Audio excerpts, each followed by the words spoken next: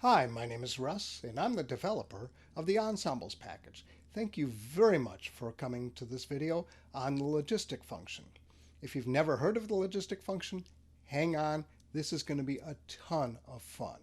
And in fact, so are virtually all of the other things in the Ensembles package. This one, I think, will have a special interest for those of you interested either in research or in some kind of either sports or talent or HR analytics. We're going to be looking at two different data sets. One is a data set of Indian women and measuring the rate of diabetes. This is a research project, so if you do research, this is yours. Number two, we're going to be analyzing data and results and then making recommendations around the performance of Lebron James.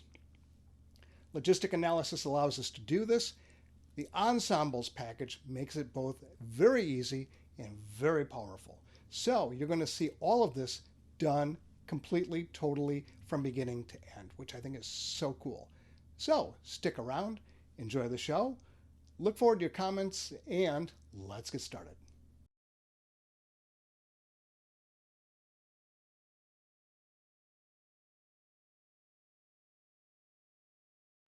Westbrook left wide open, had to kick it out, picked off. Here's the ball to Stojakovic. Behind the dribble. Foxy takes it away. Show us something, LeBron. In the show, Code.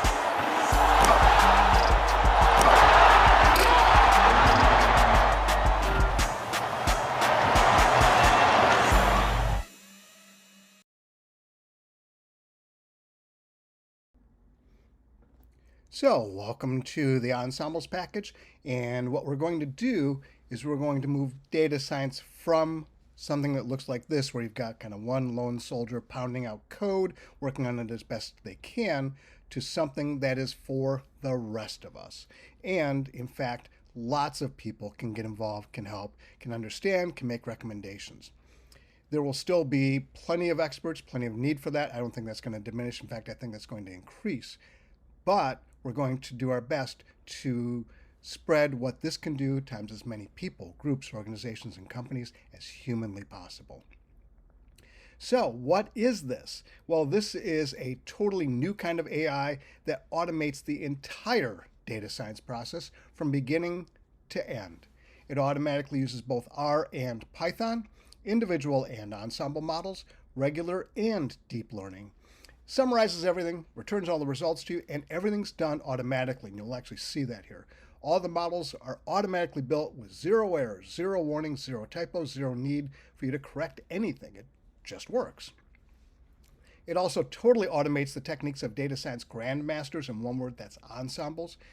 So that makes it possible for anyone who's using this to use ensembles as well. You only need one line of code, and it's using the new procedural AI. Literally never used generative AI in writing this or anything. I never used it. And that's how we get the best possible results. So this is an example of a logistic analysis data set. This is the Pima Indians data set, which is included in the Ensembles package.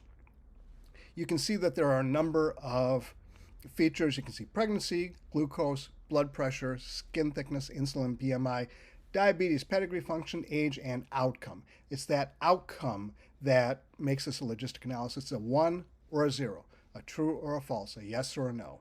So if it came back as a 1, then that person tested positive for diabetes. 0, person did not. It's amazing to me how powerful this is and how much you can actually do with this. So as I said, we're going to be looking at two examples. One is this particular data set, and then we're going to analyze the performance of LeBron James. Your job is you provide tidy data, answer a couple questions, which you'll see demonstrated in just a couple seconds, and the logistic function is going to automatically return 16 results and a full report on all 38 models. So let's take a look at what real tidy data looks like when it's logistic data. So again, this is included in the Ensembles package, but goodness knows there are many, many, many, many examples of this. The key element is that the target is going to be like a yes or a no, or a 1 or a 0, or something like that. So really simple question, what can the logistic function do for you? Well, it's going to do a lot. You're going to see 16 results it provides. And let's start with the fact that it can also train on models and then use those trained models to make predictions on unseen data. If you've seen any of the other videos in this series, then you've seen that as well. So I just picked 5 at random. There's nothing special about it. So we're going to train the models on rows 6 down, and then we're going to actually check and see how well does it do on this completely, totally unseen data. And if you look at the very top there, you'll see read.csv. That's where the data is stored, but you can literally put it anywhere. That's completely, totally fine. So this is what it looks like. You load the Ensembles package, and then I just created a data set of rows 6 on down. And the column number is column number 9. That's the yes or no. Just resample it a couple of times. We're not going to be saving the trained models, no strings in there. But do you have new data? Yes, we do. And we're going to remove ensemble correlations greater than like 0.90. So that way we're not dealing with correlated predictors, which is a problem all on its own. We'll use parallel processing to speed things up a little bit, not much. And then train, test, and validation, 60, 20, 20. At the end, when it runs, you'll see this. I'll enter warnings, which is a function. When it comes back blank like this, that's the best possible result. That means there are no errors, no warnings, anything like that. So what does this actually return when it does? It returns a data dictionary, returns the head of the randomized data. If you look at the far left, you'll see that those row names are randomized. The far right is the target. It also provides 38 summary tables or confusion matrices, one on each of the actual functions we're using. And again, these are R and Python, individual and ensemble. And it's also going to provide a correlation table of the original data. So you can see here that there's not much highly correlated. It also provides a correlation table of the ensemble data. And again, I'm kind of surprised, but there's not that much highly correlated. It gives you a really nice data summary. And it gives you a correlation table as numbers and colors. It also gives you as circles and colors. It gives you a pairwise scatter plot and histograms down the main diagonal. None of this is probably surprising if you've done this before. One of the things you're probably looking for if you're a professional is, what's the ROC curve? And it turns out in this situation, we can see not only an ROC curve, we can see 38 of them. What it actually is doing is taking each of these methods, turning it into probability between 0 and 1, and then making all the calculations from that so that we can then view the ROC curve for all 38 modeling methods. Again, some are R, some are Python, some are individual, some are ensemble, some are regular learning, some are deep learning, but you can see it right here. This is an indicator that you're doing logistic analysis as opposed to lots and lots and lots of other things. And again, if you don't have this, that's kind of a yellow flag going, something odd going on if you're trying to do logistic. If you're doing logistic analysis, this has got to be there. I also gave you an accuracy report, and for this time I resampled the data 25 times. So you can see some of these are across a much broader range, some across a much narrower range, so you can already see it. That also gives you the same for train, test, and validation, and boy, can you see some of these are scrambling like crazy, others are more quiet, more stable, whatever you want to call it. Model accuracy, it gives you all the model accuracy reports. Higher is better. Duration, shorter is better. Gives you the box plots. All of the red are outliers. So you can say, hey, guess what? We can see something here, something really important, and then go back and look in the data. Here's one I am super, super proud and happy I was able to get to work. And it does this automatically on any logistic data set you're going to give it. It'll give you the results, yes or no, by each feature. So it'll give you both the number and the percentage, no matter how many features you have. When we do the Lebron data set, it's a different number of features, but it'll do the same thing. And you don't have to recode or reprogram it. The Ensembles package does all that for you. And, nicely enough, it gives you a summary report, and we have 8 examples with perfect results. Look at what this gives you, though. I think this is so cool. It gives you not only the model name and the accuracy, it also gives you the true positive rate, also known as sensitivity, true negative rate, also known as specificity, the false positive rate, which is commonly called the type 1 error, the false negative rate, the type 2 error, positive predictive value, negative predictive value, F1 score, area under the curve. It gives you all of that automatically for all the models. It also gives you the duration. So if we look at the job it did on the unseen data, to quote an old American comedian, surprise, surprise, surprise, 100% accuracy every single time on the unseen data, not just the holdout data, but on the totally unseen data. This is, to quote a friend of mine, amazing. So here's the list of the 38 models. And again, what it's doing is it's running the data through this, converting it into a probability between 0 and 1, and then doing all of the processes so that we can actually run logistic functions. So let's move from that, now that we know how to do that, to Lebron. So the source of the data is the NBA player shot data set. So this is open. Anybody has access to this. I do not have special access, or if you want to look at it the other way around, I have the same special access that you have. And all I did was pull the Lebron data set, and the Lebron data set has these features. Top, the vertical position on the court when the shot was taken. Left, the horizontal position on the court when the shot was taken. The date, the quarter, so first, second, third, so on and so forth. Time remaining. The result, which is the key. Was the shot successful? 1 means it was, 0 means it was not. So again, result is the key. 1 means it was successful, 0 not. Shot type, distance in feet. Was the team LeBron was on in the lead? What was LeBron team score, opponent team score, and then who was the opponent? So let's take a look at what the data actually looks like. This is the actual LeBron data, which is included in the Ensembles package, by the way. So you can see it, and you can see that the result is sometimes a 0, sometimes a 1, but we're going to model that as a function of everything else. And it's going to do it all for you automatically. So here's what it looks like. You load the Ensembles package, and then load the logistic function. The data is LeBron. Column number is 6. That's the result column.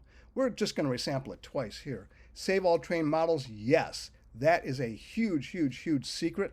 And you're going to love, love, love what you can see this do. How to handle strings. We don't have any strings, so don't worry about it. I'm not going to do new data this time. Remove ensemble correlations greater than like 0.85 so we don't have correlated data. Yes, use parallel processing, and then 60-20-20. Now, just in case there's anybody out there who is not familiar with Mr. LeBron, he recently joined the 40,000 Points Club and can do some really crazy athletic things. Of course, my running joke is obviously he can jump very high when the players around him all have the jersey number 35 on, right? So let's look at the LeBron data set running fully as it's all set. So let's go. This is exactly as you saw it. Going to go ahead and hit run so you can see what it looks like. It's going to load up the Ensembles data set, and then it's going to start giving us updates, quite frankly. So this is going to be the pairwise scatter plots. It's working on writing all that out. And by the way, I'm running this on about a 2-year-old Macintosh, I think with an M2 processor. So I do not have like some unbelievably monstrous, great computer. I've got something you can go in the store and buy. This is a normal, regular computer I'm running it on, not a monster machine. All that stuff in red is actually good. You'll see that in just a second. And we are done that fast. So the very first thing I'm going to do is go down to that lower left and type the word warnings. Did we have any errors, any problems? Nothing. It ran perfect. No problems, no errors of any kind whatsoever, which I think is a pretty darn cool thing. So let's go take a look at some of the results that it gave us. And what we're going to see is that it gave us the summary results, head of the data, at least 2 models with perfect results on the holdout data set. Isn't that amazing? I love, love, love that. Gives us the correlation automatically. Again, I didn't have to do anything. It gives us correlation of the original data. I'm the one that put the red on there because those are negatively correlated. But take a look at that because this is helpful. top is negatively correlated, shot type is negatively correlated, and so is distance in feet. In fact, distance in feet is the most negatively correlated, most strongly correlated out of anything. So those are indicators and things we can talk to LeBron's coach about. And in fact, we can see that in the summary table here. And here, I think this is so cool. Distance in feet, we can look at no versus yes, and we can see that there's versus 65-35 split there. In terms of having the lead, we can see there's like a 45 versus 55 split. So just using that one, do they have the lead? There is a significantly better chance LeBron's going to make the basket when they have the lead. And then that top thing, there's a much better chance LeBron's going to make the basket in that situation. Another one that's interesting, left, you can see that there's a lot there, but there's a lot of noise on both sides, so a lot of random numbers. So it's not always his best when he's on his left. We can look at the model accuracy. It automatically gives us all the ROC curves, all of the model results, but here is a wonderful, wonderful, wonderful secret buried in these results. It's not going to be at all obvious.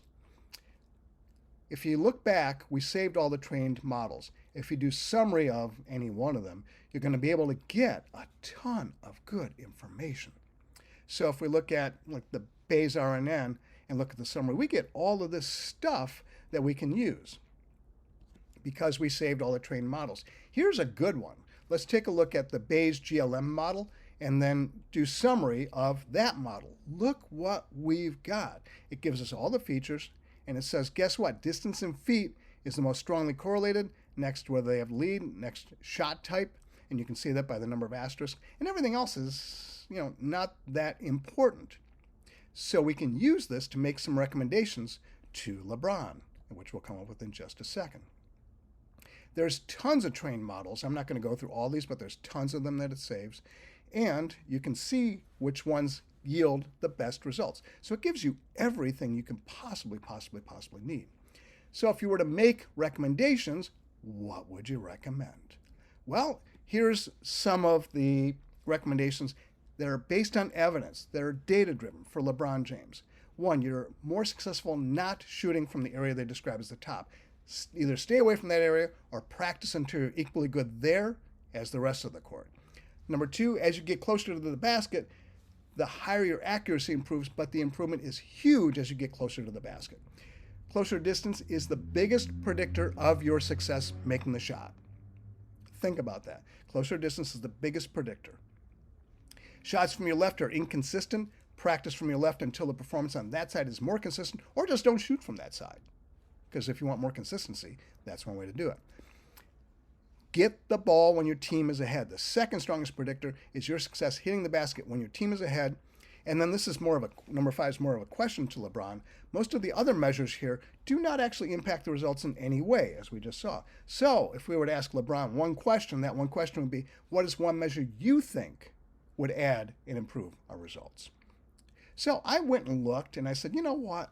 I found an NBA player who does all of this, and I found one particular shot where the NBA player did all that. Their team was ahead, not shooting from top, and did everything. And probably no great surprise, the play was successful. So what LeBron needs to be doing more of is what this player is doing. The more LeBron does this, the better the results will be. Take a shot of this.